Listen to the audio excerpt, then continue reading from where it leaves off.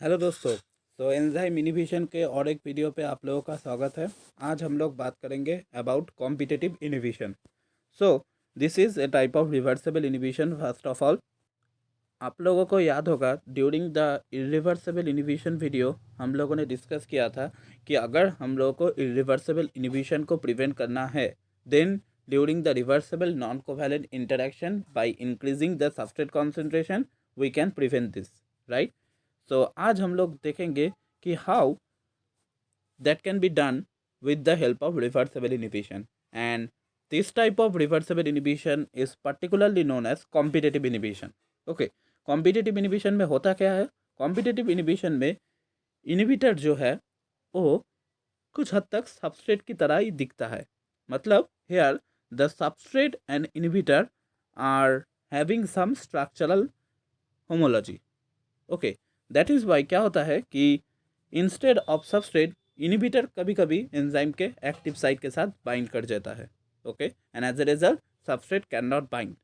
Okay, and that is why instead of forming enzyme substrate complex, enzyme inhibitor complex का formation हो जाता है। Okay, now ये क्यों होता है? क्योंकि अगर इनिबिटर का एंजाइम के एक्टिव साइट के प्रति एफिनिटी ज़्यादा हो as compare to substrate, then there is a chance of formation of enzyme inhibitor complex. Okay, so अगर ए थियोरी सच है, then we can easily remove the effect of competitive inhibition. कैसे? कि हमने क्या बोला? हमने बोला कि इनिबिटर का एफिनिटी एंजाइम के एक्टिव साइट के लिए सबस्ट्रेट के कंपैरिजन में ज़्यादा है। दैट इज़ वाई सबस्ट्रेट को हटा के इनिबिटर एंजाइम के एक्टिव साइट में बाइंड कर गया, राइट। सो अगर हम सबस्ट्रेट की कॉन्सेंट्रेशन को बढ़ा दे, देन क्या होगा? देन सबस्ट्रेट के पास उतना ही पावर आ जाएगा जिससे कि वो इनिबिटर को हटा सके एंजाइम के एक्टिव साइट से, राइट, एंड फिर से फैसिलिटेट कर पाए the formation of enzyme substrate complex so that the reaction can run, right. So that is the idea of our competitive inhibition. Okay, so competitive inhibition में as enzyme के साथ inhibitor bind करता है, that is Y substrate के प्रति enzyme का जो affinity है वो, और एंजाइम के प्रति सबस्ट्रेट का जो एफिनिटी है, जो भी आप बोल लो, वो घट जाता है। Okay, and during that situation के एम का वैल्यू क्या होगा? मैंने आप लोगों को के एम के वीडियो में ही बताया था। क्या होता है कि के एम का वैल्यू बढ़ जाएगा, राइट। वाई? क्योंकि K M is nothing but our dissociation constant when K two का जो वैल्यू है वो ज़्यादा होगा as compare to K minus one, right. So as it is, that is why enzyme substrate का फॉर्मेशन हो नहीं पा रहा है।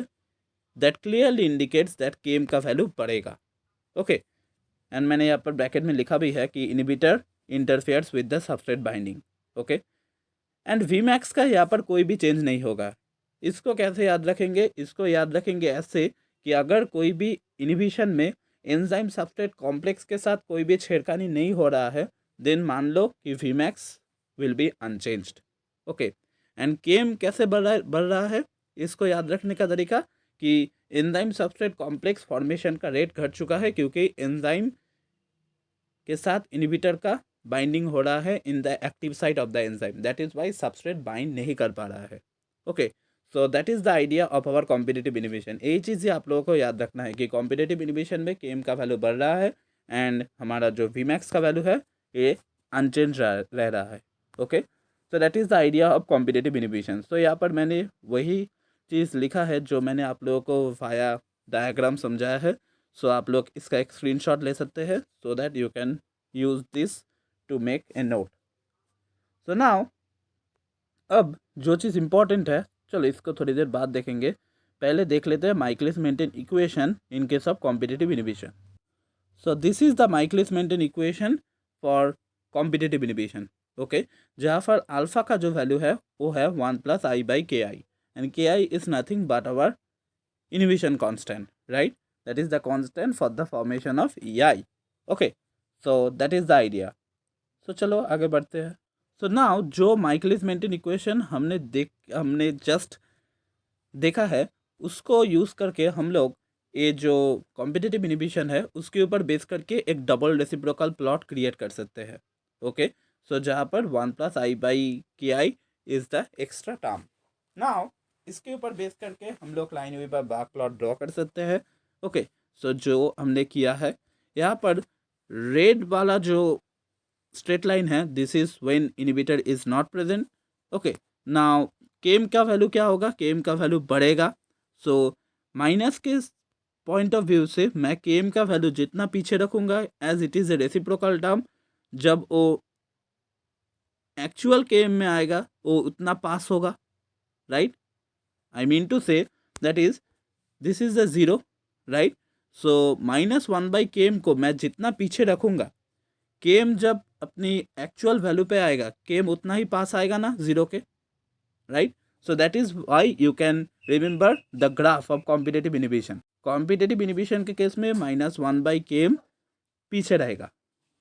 Okay, so this is the idea of our competitive inhibition and 1/Vmax। And यहाँ पर ये वाला पार्ट में हर एक लाइन मीट क्यों कर रहा है, क्योंकि हमारा जो 1/Vmax है उसका वैल्यू अनचेंज्ड है। Okay, so that is the graph for our competitive inhibition. Now example of competitive inhibition. Example of competitive inhibition एक रिएक्शन है हमारा नॉट ग्लाइकोलाइसिस, क्रेब्स साइकिल का, that is conversion of succinate into fumarate with the help of enzyme succinate dehydrogenase. इसको inhibit करता है एक compound जिसका नाम है मेलोनेट। मेलोनेट का स्ट्रक्चर को ध्यान से देखो, it quite resembles with succinate, that is why instead of succinate कभी कभी मेलोनेट सक्सिनेट डिहाइड्रोजिनेस के साथ बाइंड कर देता है एंड सक्सिनेट का बाइंडिंग को रोक देता है। Okay, and another important competitive inhibitor is the sulphonamide which is competitive inhibitor for PABA during the folic acid synthesis, right, polyamino. तो इसका फुल फॉर्म फिलहाल याद नहीं आ रहा है, तो कोई कहीं और एक वीडियो में अगर इसका जिक्र हो तो मैं आपको बता दूंगा। So sulphonamide which is the competitive inhibitor for PABA during folic acid synthesis and malonate which is competitive inhibitor for the conversion of succinate to fumarate. So that is the idea of our competitive inhibition. मैं आशा करूँगा कि आप लोगों को ये video बहुत अच्छे से समझ में आया होगा। So thank you for listening to this class.